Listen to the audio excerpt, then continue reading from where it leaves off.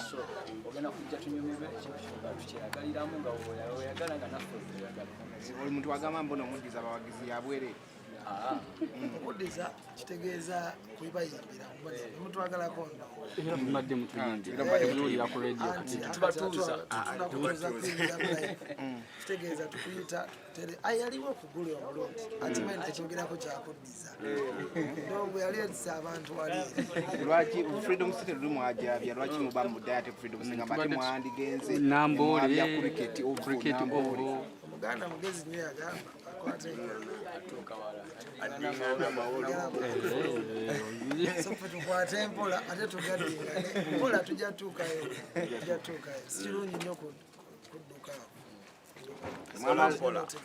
mwamakiza sure nti deeti eyo muliko mwekka kuba tulina obuzibu obwo nti omulala atekayo deeti ate n'omulala najja namugetako ne mutandika okukolima twagimaze ne Uganda erimu ababiri tekina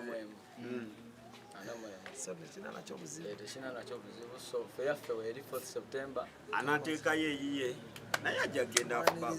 bafuna abantu be naye n'abaffe ffe tumanyi tibagenda katuyita babitusi omwezi jja